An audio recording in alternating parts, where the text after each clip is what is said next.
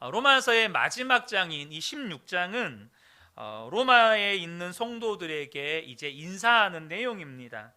바울은 본문에서 26명의 이름을 거론하면서 문안 인사를 하고 있습니다. 입에 잘 익숙하지 않는 이름을 읽으시느라고 조금 힘드셨죠. 이 바울이 언급한 사람들 대부분은 저와 여러분이 잘 모르는 사람들입니다. 그러나 이 인사를 통해서 우리는 로마 교회가 어떠한 교회인지를 알 수 있게 되고, 또 우리 교회가 어떤 모습으로 세워져 가야 하는지에 대한 중요한 교훈을 얻을 수 있게 됩니다. 사도 바울은 제일 먼저 이 베베라는 여성을 언급합니다. 사도 바울이 쓴 로마서 편지를 직접 로마로 가지고 가서 로마 교회에게 전해준 사람이 이 베베라는 인물입니다. 바울은 특별히 베베를 추천하면서 로마 교회 성도들에게 베베를 따뜻하게 맞아주고 잘 대접해 주라고 부탁을 합니다. 오늘 본문에 이 등장하는 26명의 인물들 가운데 9명의 인물이 여성입니다. 그러니까 전체의 3분의 1 이상이죠. 사도 바울이 살던 시대에 유대인 남자들은요, 아침마다 여자로 태어나지 않은 것에 대해서 감사하며 기도했던 시대였습니다. 그러니까 여자의 삶이라고 하는 건 로마 문화권에서나 또 유대 문화권에서도 엄청나게 비참했습니다. 그런데 그 여성을 지금 로마 교회 성도들에게 잘 대접해주고 따뜻하게 맞아주고 섬겨주라고 이야기합니다. 여러분, 참으로 놀랍죠? 여러분, 교회는요 세상과 다른 공동체입니다. 무슨 말입니까? 교회는 차별이 없는 공동체라는 것입니다. 교회는 모든 성별, 모든 세대, 모든 계층, 모든 지위의 사람들이 존귀히 여김받는 공동체입니다. 무엇보다도 사회적인 약자들에게 더욱 사랑과 관심을 쏟아야 하는 거죠. 교회는 이처럼 세상과는 분명하게 구별되는 공동체여야 한다는 겁니다. 4절에 브리스가와 아굴라 부부에 대해서는 그들이 자기들의 목을 걸고, 그러니까 생명을 걸고 바울의 목숨을 구해줬다라고 기록하고 있습니다. 또 7절에 나오는 안드로니고와 유니아는 바울과 함께 감옥에 갇혔던 사람들입니다. 그러니까 여러분, 이것이 초대교회 당시 핍박과 고난의 시대를 살아가는 성도들 사이의 분위기였어요. 내 목숨을 걸고 다른 성도들을 살려주고, 어떤 성도가 감옥에 갇히면 같이 감옥에 들어가고. 여러분은 함께 고난받는다는 것이 어떤 느낌인지 이해할 수 있겠습니까? 만약 우리가 지금 그런 환난과 핍박의 시대를 살고 있다면, 우리가 예배를 드리고 왔는데 지난주에 함께 예배 드리러 온 성도가 안 보여요. 그럼 두 가지 중에 하나예요. 수감됐거나 죽었거나. 그런 시대를 살아요. 그래서 만약에 그런 시대를 살면서 예배 때 우리 성도님들의 얼굴을 뵀어요. 서로가 무사한 것을 확인하면서 너무너무 기뻐하고, 또 어떤 성도들은 눈물도 흘리고 그러는 거죠. 여러분, 근데요, 지금도 여전히 본질은 다르지 않습니다. 그때와 같은 핍박과 환난의 때는 아니지만, 우리가 드러나는 핍박과 고난은 없어도 예수님을 제대로 믿기를 원하는 사람들은 모두 다 고난을 받게 됩니다. 그런 의미에서 저와 여러분이 예수를 바로 믿기를 원하면 여러분 각오하셔야 돼요. 무슨 각오요? 저와 여러분이 고난받을 각오 하셔야 된다는 겁니다. 그래서 우리가 그러한 삶을 살고 한 주를 그렇게 믿음으로 살고 예배당에 들어섰을 때 여러분, 만나는 성도가 어떻게 보일까요? 너무나도 귀하게 보이는 거죠. 그냥 성도님들을 그 주 한 주 한 주 만나는 것이 기쁨이고 감사의 제목이 되는 것입니다. 만약 저와 여러분이 교회에 들어왔어요. 성도님들을 서로 만났어요. 근데 대면해요. 그것은 무엇을 의미하는 걸까요? 내가 정말로 치열하게 믿음으로 살지 않았다는 것을 의미합니다. 여러분, 우리가요 항상 마음속에 가지고 살아야 할 생각이 있습니다. 그게 뭔지 아십니까? 주님 앞에 설 날이 온다. 주님 앞에 설 날이 온다. 이제 여러분 적어도 저의 연배 이상 되는 성도님들은 이게 무슨 말인지 이제 체감이 되실 거예요. 아, 이제 내가 정말로 주님 앞에 설 날이 가까이 다가오고 있구나. 여러분, 근데요 주님 앞에 서게 될 때 누가 복 있는 사람일 것 같습니까? 그것은요 주님으로 인하여 고난당한 사람입니다. 마태복음 5장 10절에 보면 의를 위하여 박해를 받는 자는 복이 있나니 천국이 그들의 것임이라. 여러분, 편안하게 사는 거, 고생하지 않고 사는 것이 절대 복이 아닙니다.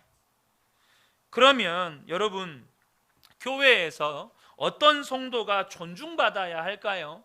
물론 모든 성도가 존귀하고 존중받아야 합니다.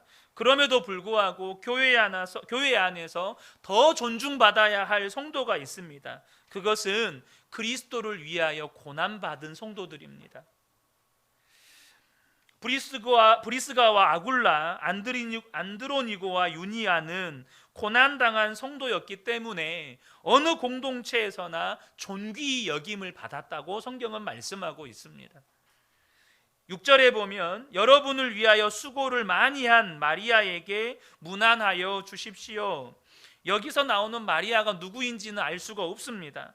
당시 마리아는 아주 흔한 이름이었어요. 우리 과거에 철수, 영희, 순이 이런 이름처럼 가장 흔한 이름 중에 하나가 마리아였습니다.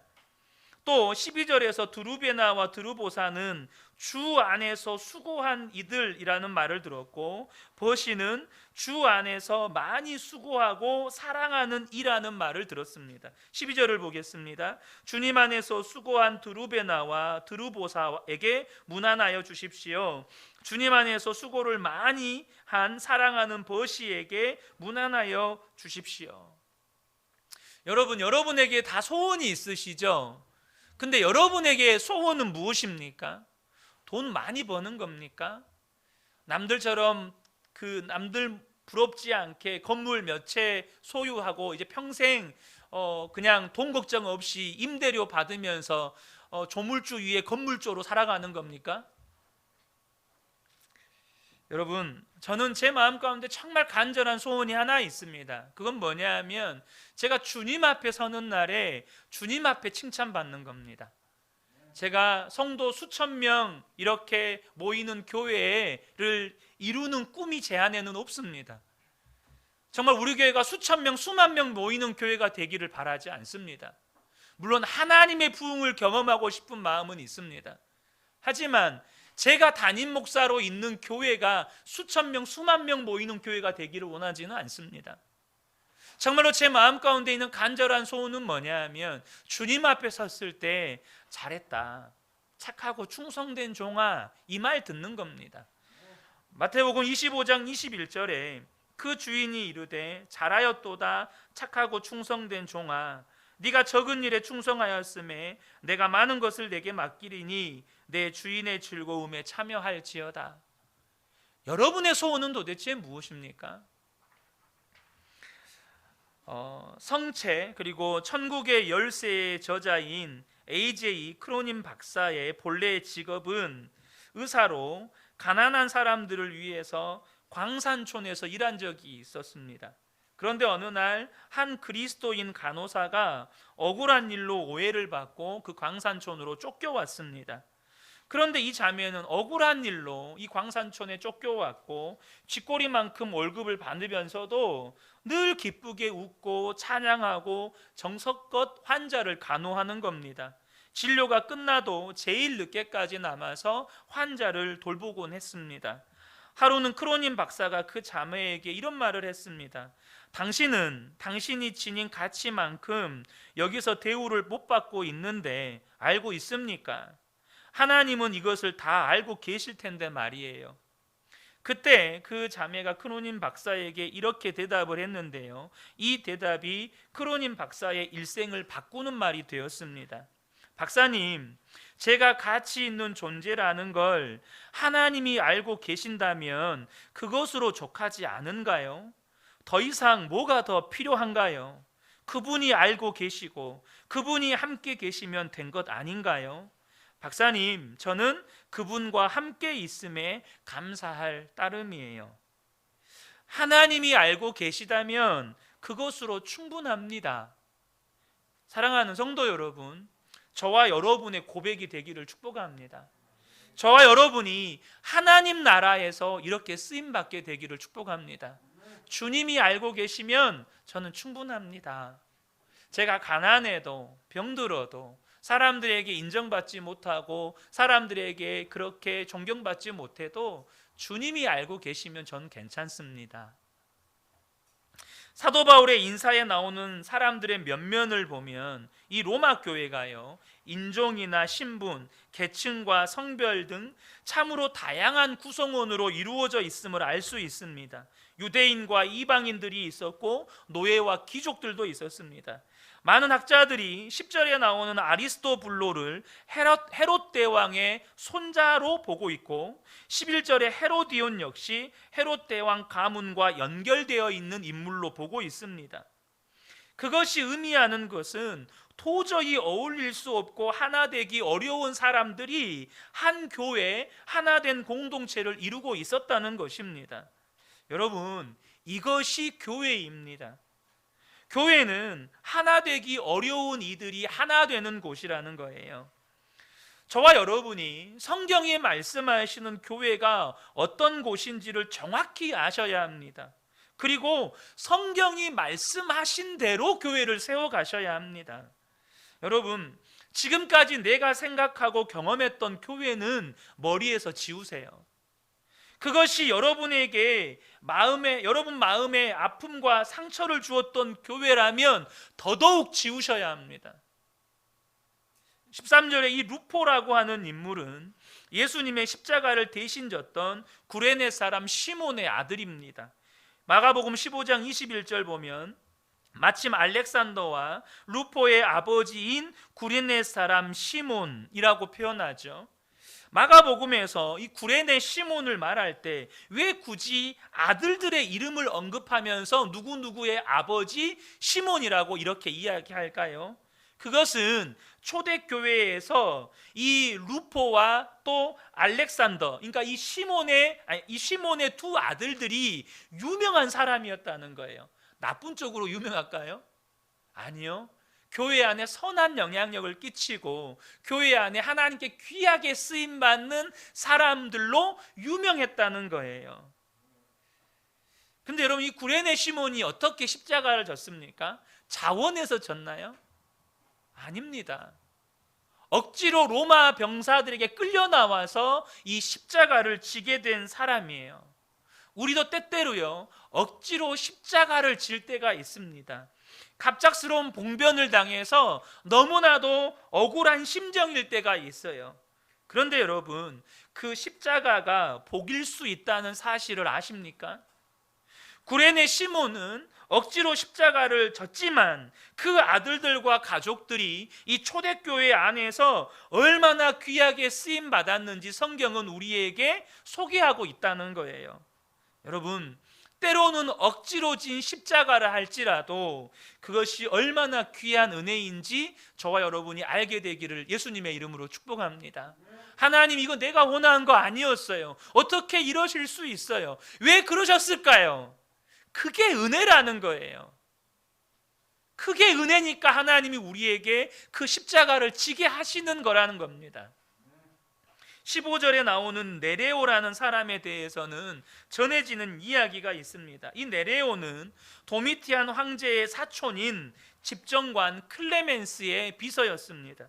이 클레멘스의 아버지는 네로 황제 때 로마 대화재가 일어나잖아요. 근데 그 책임을 기독교인들에게 뒤집어 씌워서 무자비하게 박해했던 데 앞장섰던 인물이 클레멘스의 아버지였습니다.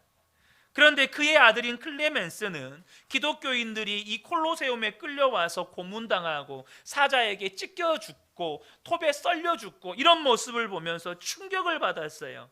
무엇 때문에 충격을 받았냐면 사람들이 막 물려 죽는 모습, 그러니까 막 잔인하게 이 죽는 모습에 충격을 받은 게 아니고 사자에게 던져져서 몸이 찢겨지고 불에 타 죽고 이러는 가운데 이 그리스도인들이요 찬양하면서 오히려 하나님 앞에 감사하는 거예요. 도대체 무엇이 이들로 하여금 저렇게 처참하게 죽어가면서까지도 찬양하게 하고 기뻐하게 하는지 도무지 이 어린 클레멘스가 이해할 수가 없었어요. 고민하던 클레멘스가 기독교인들을 만나서 복음을 듣게 되고 또 예수님을 구주로 영접하게 되는데 그 일을 뒤에서 주선한 사람이 이 클레멘스의 비서인 네레오예요. 무엇을 말하는 겁니까? 이 로마 교회는요 아내, 남편, 자녀, 부모까지 잡아 죽이던 원수들까지 받아들이는 용서와 사랑이 있는 교회였다는 겁니다. 내 자식, 내 남편, 내 아내, 내 부모님을 끌고 가서 찢어 죽여요. 그 사람의 아들이에요. 여러분 어떨 것 같으세요? 막 피가 거꾸로 솟을 것 같지 않으세요? 내가 잡아가서 저 아들 죽여버린다, 막 우리 마음 가운데 이럴 것 같잖아요. 근데 그 아들을 사랑으로 받아줍니다. 여러분 성도는 어떤 사람입니까? 성도는 어떤 사람이어야 합니까? 바로 용서와 사랑의 사람이고 용서와 사랑의 사람이어야 합니다. 그리고 그러한 사람들이 모인 곳이 교회예요. 교회는 하나 되기 어려운 정도가 아니고요 도무지 하나 될 수 없는 사람들이 하나 되고 한 몸이 되는 공동체라는 것입니다. 도대체 로마 교회 안에 이런 일이 가능하게 한 요인이 무엇일까요? 도대체 무엇 때문에 그 모든 것을 초월해서 하나가 될 수 있었고 서로 사랑할 수 있었을까요? 여러분 그 열쇠는 예수 그리스도입니다. 오늘 본문을 보면 주 안에서, 그리스도 안에서, 예수 안에서라는 말이 9번 반복됩니다. 여러분 제가 정말로 자주 사용하는 표현입니다. 주 안에서, 예수님 안에 거하십시오, 주님 안에 거하십시오. 정말 자주 사용하는 표현인데요 이 말의 중요성을 절대 가벼이 여기시면 안 된다는 겁니다. 로마 교회는요 그저 하나의 기관이나 조직이 아니었습니다. 주님 안에 있는 사람들의 모임이었어요. 예수님은 십자가에서 죽으시고 부활 승천하셔서 재림하실 때까지 그들을 떠나신 분이 아니고 로마 교회 안에 여전히 살아 계셨습니다. 실제로 예수님이 함께 하시는 교회였다는 거예요. 로마 교회 성도들은요 이 로마서 편지를 읽기 전부터 이미 예수님과 함께 죽었고 예수님과 함께 사는 복음을 알았고 그 복음을 붙잡고 살았던 이들이었습니다. 로마서 15장 15절을 보면 그러나 내가 몇 가지 점에 대해서 매우 담대하게 쓴 것은 하나님이 내게 주신 은혜를 힘입어서 여러분의 기억을 새롭게 하려고 한 것입니다. 사도 바울이 이 로마서를 쓴 것은 뭐냐 하면 이미 그들이 알고 있는 복음을 다시금 새롭게 되새기게 하려고 이 로마서를 썼다는 거예요. 그러니까 그들은 이미 이 복음을 붙잡고 살았다는 겁니다. 로마 교회가 이처럼 놀랍게 하나가 된 것은 그들이 나는 죽고 예수로 사는 사람들이었기 때문이에요. 여러분 어떻게 해요? 횟수로 말하면 280년, 이 300년, 3세기를 거쳐서 여러분 그 환난과 핍박을 이겨낼 수 있죠? 도대체 어떤 공동체가 300년의 핍박을 이겨낼 수 있는 겁니까? 여러분 제국도요 몇백 년이 못 갑니다. 나라도 몇백 년이 못 가요. 근데 도대체 어떤 공동체가 수천 년의 역사를 이어옵니까? 여러분 오직 예수 그리스도가 주인된 공동체, 예수 그리스도가 그 안에 거하는 공동체, 여러분 교회가 바로 그 모든 핍박을 이겨내는 겁니다. 여러분, 로마 교회가 이렇게 나눈 죽고 예수로 사는 사람들이 모인 공동체였기 때문에 그 모든 것들을 이겨낼 수 있었다는 겁니다. 여러분, 우리가 예수님 안에 있는 사람인지는 교회를 통해서 드러나게 됩니다. 어떤 사람이 진짜 예수님을 믿는다고 말할 때 그것이 진짜인지 가짜인지는 그 사람이 공동체 내에서 어떻게 행동하는지를 보면 알 수 있다는 거예요. 너무나도 다른 사람들, 절대로 하나 될 수 없는 사람들이 하나 되는 유일한 열쇠, 그것은 오직 주님 안에 거하는 것입니다. 로마서 12장 5절을 보면 이와 같이 우리 많은 사람이 그리스도 안에서 한 몸이 되어 서로 지체가 되었느니라. 우리가 한 몸이 될 수 있는 유일한 비결은 우리 한 사람 한 사람이 예수 그리스도 안에 거하는 것이라는 거예요. 다른 어떤 것으로도 이것은 이루어지지 않습니다. 만약 교회 안에 정말로 싫고 미운 사람이 생겼다면 여러분 어떻게 해야 합니까? 사도 바울이 빌립보 교회에서 서로 마음이 안 맞았던 두 여성 지도자 유오디아와 순두계에게 권하는 말씀이 있었습니다. 빌립보서 4장 2절을 보면 내가 유오디아를 권하고 순두계를 권하노니 주 안에서 같은 마음을 품으라. 여기에서 핵심은 뭐냐면 주 안에서예요. 주 안에 있어야 같은 마음이 품어지는 겁니다. 주 안에 있어야 우리가 하나가 된다는 거예요. 왜요? 우리가 주 안에 있으면 주님이 우리를 하나 되게 만드신다는 겁니다. 여러분, 성도에게 영적인 메마름이 오는 이유가 무엇이라고 생각합니까? 감당할 수 없는 어려움을 겪었기 때문일까요? 감당할 수 없는 어려움을 겪었기 때문에 성도에게 영적인 메마름이 온다면 그 말은 무엇을 의미하냐면 주님은 우리가 겪는 문제의 구원자가 아니라는 뜻이에요. 우리가 감당할 수 없는 문제 때문에 내가 너무 힘들고 영적으로 메말랐다면 내가 믿는 예수님은 그 문제에서 나를 구원하실 수 없는 분이라는 뜻이에요. 근데 그거 아니잖아요. 뭘 말할까요? 우리의 영적인 메마름이 오는 이유는 하나입니다. 우리가 주님 안에 거하지 않기 때문이에요. 요한복음 15장 6절에 사람이 내 안에 거하지 아니하면 가지처럼 밖에 버려져 마르나니 사람들이 그것을 모아다가 불에 던져 사르느니라. 왜 성도와의 관계가 깨질까요? 왜 부부 관계가 어려워질까요? 왜 가족들끼리 갈등하고 힘들어할까요? 교회는 왜 갈라질까요? 사람이나 환경 때문이 아닙니다. 내가 영적으로 메말랐기 때문에 여러분 사람들과 관계가 깨지고 누군가를 비판하고 정죄하게 되는 겁니다. 제가 목회자로 부르심을 받고 사역지로 처음 나가서 교회를 섬겼을 때 제가 경험했던 교회는 제가 생각하고 기대했던 교회의 모습이 아니었습니다. 물론 교회 안에 은혜가 있었고 교회 안에 너무너무 귀하신 분들이 있었지만 한편으로는요, 교회 안에 그렇게 갈등도 많고 싸움도 많고 그렇게 처절하게 싸우는지 제가 처음 알았습니다. 장로님들이 서로 치고받고 싸우고 권사님들이 물건 집어던지며 싸우고 심지어 교회 안에서 물건들을 다 깨부시는 일도 막 일어나고 심지어 목사님들의 모임인 노회에서도 어찌 그렇게 목소리를 높여가면서 싸우는지 다른 형태이긴 하지만 두 번째 사역했던 교회에서도 이게 아닌데 라는 교회의 모습이 있었습니다. 그러다가 보니 제 안에도 교회에 대한 절망이 하나 있었어요. 하나님이 기뻐하시는 교회에는 성경에만 있는가?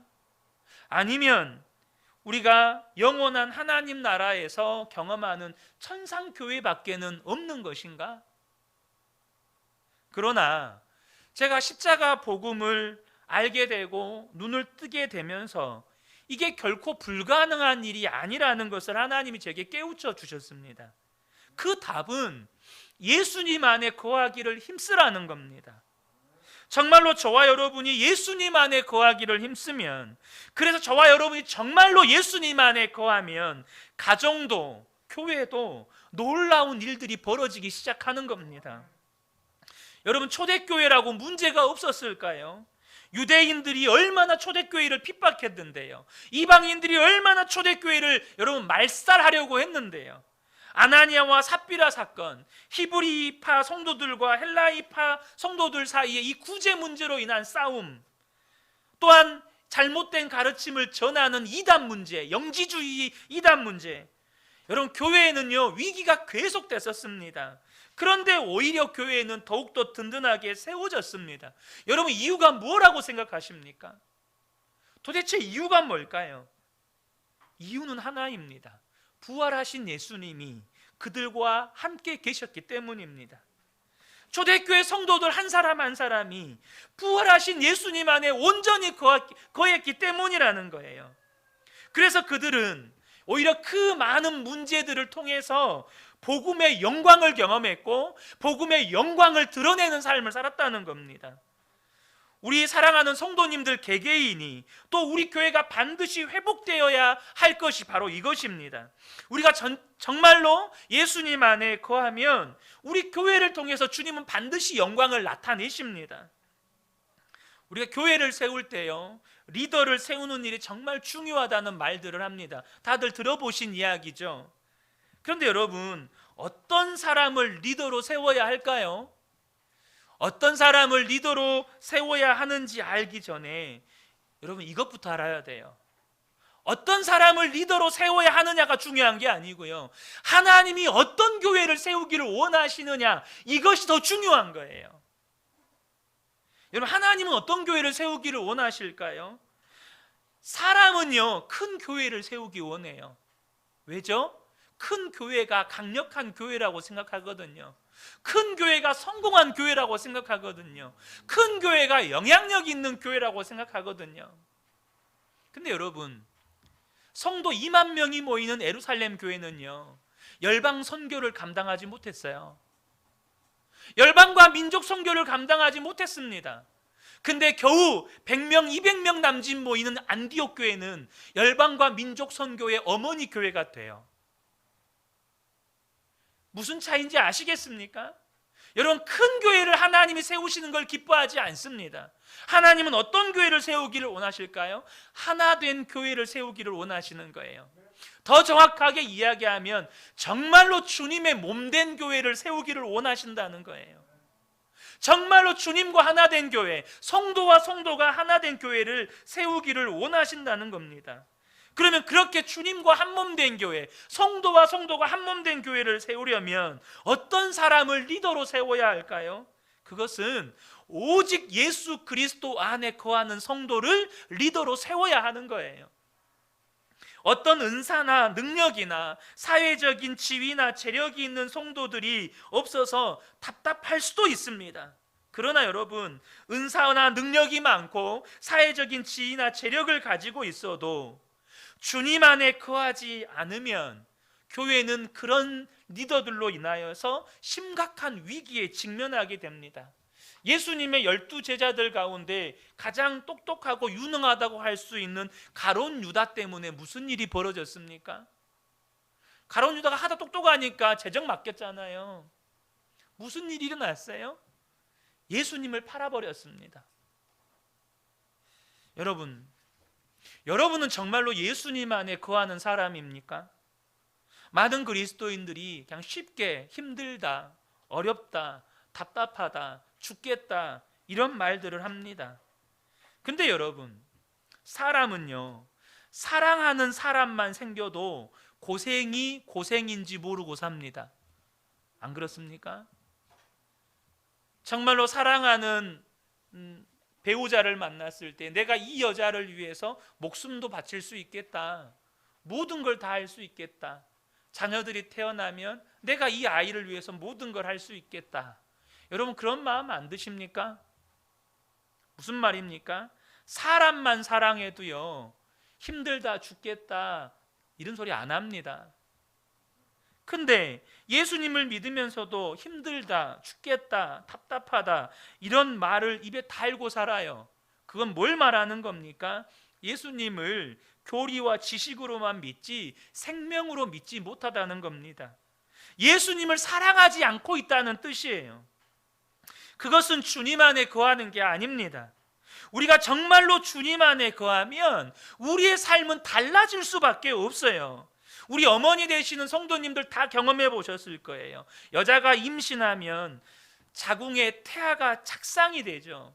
본인 몸이 내가 임신을 했다는 것을 느끼는 순간부터 여자의 몸에는요 엄청난 변화가 일어납니다. 감정적인 변화도 일어나요.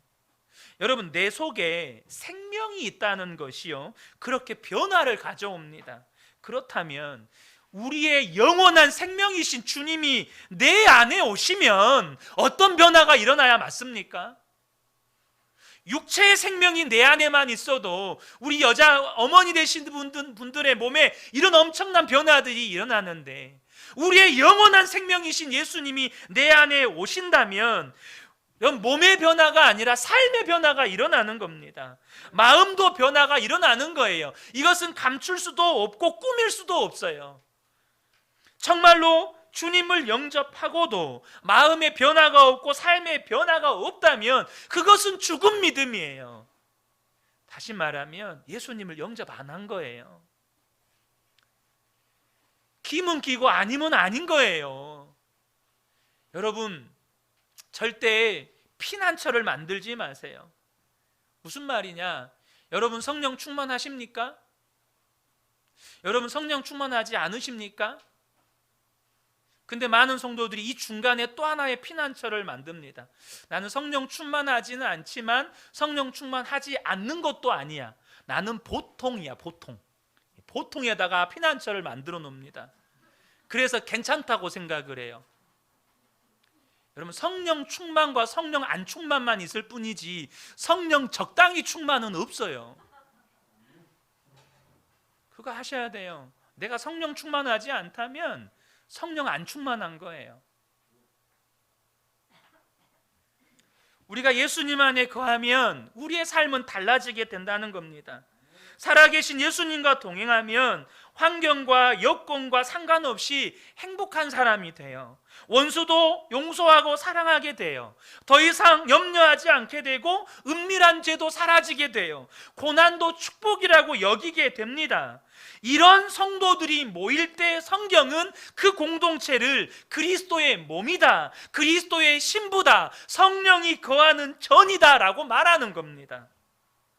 그 교회 가운데 주님이 임재해 계시는 거예요.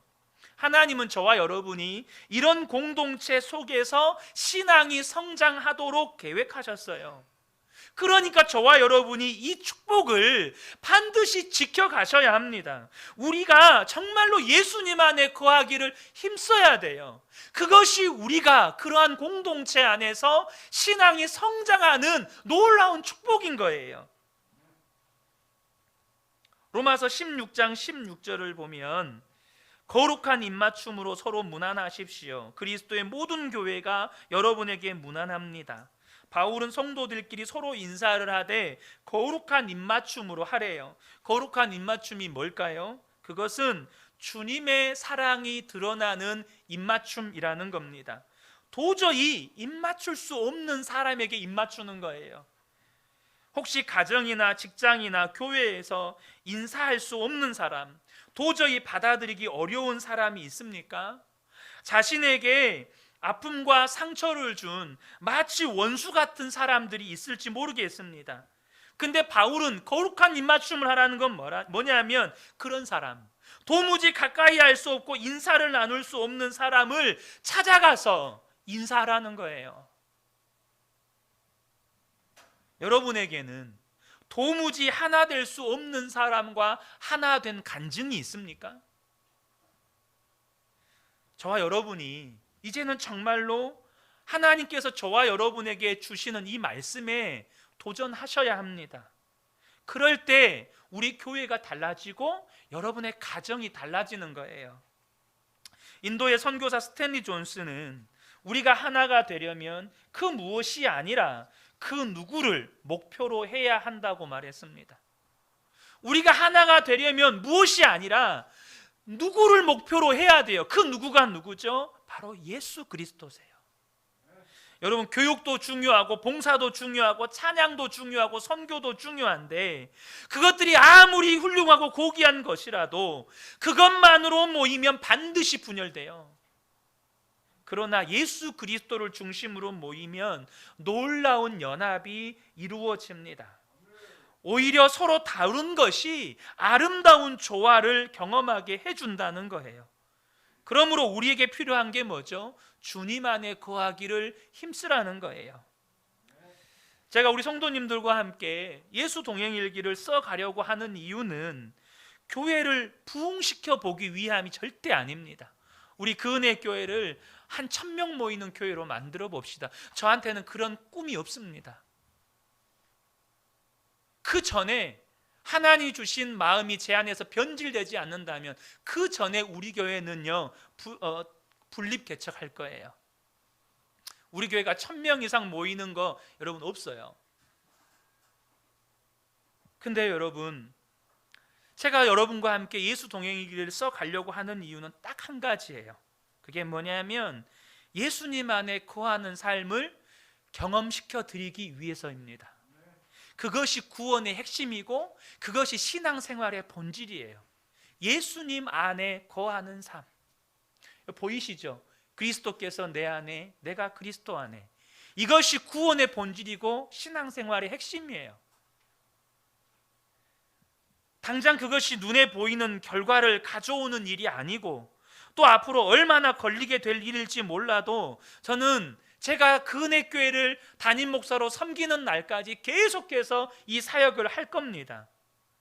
그리고 우리 그 은혜 교회 안에서 또 우리 성도님들의 각 가정에서 성경에서 본 교회의 영광을 보고 싶습니다.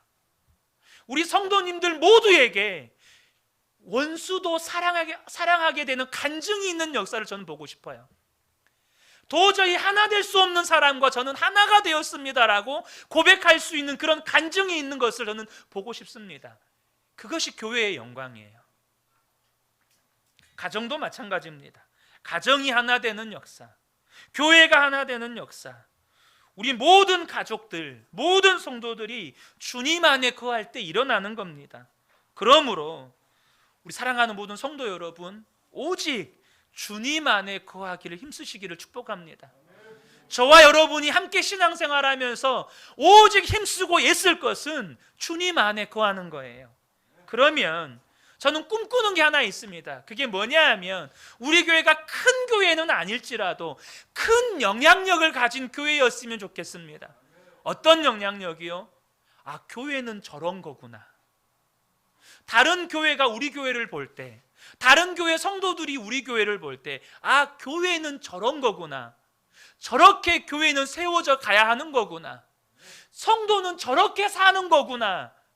이런 여러분 선한 영향력을 줄 수 있는 현대의 많은 목회자들이요, 교회에 대한 절망이 있고 목회에 대한 절망이 있습니다. 많은 성도들 안에 복음과 신앙에 대한 절망이 있어요. 여러분 그거 보십니까? 목사님들 모이면 왜 교회 개척했냐고 저한테 반문합니다. 교회 개척에 대한 두려움들이 목사님들마다 있어요. 성도들은 말할 것도 없고요. 왜 그렇습니까? 복음의 능력을 모르는 거예요. 그런데 우리 교회가 안디옥 교회와 같이, 아, 하나님이 세우신 교회는 저런 교회구나. 정말로 예수 믿는 성도들은 저렇게 멋진 삶을 사는 거구나. 그렇게 희망을 보여줄 수 있는 교회와 성도가 되었으면 좋겠습니다. 주 안에서 다른 사람의 상처도 품어주고 복수하고 싶은 사람도 용서할 뿐만 아니라 사랑으로 서로 사랑해주는 공동체가 세워지는 일이 여러분 불가능해 보이십니까? 절대 그렇지 않습니다. 예수님 안에서 반드시 이루어집니다. 저는 우리 성도님들의 가정 그리고 우리 그 은혜 교회가 바로 그런 공동체로 세워지게 되기를 예수님의 이름으로 축복합니다. 아멘.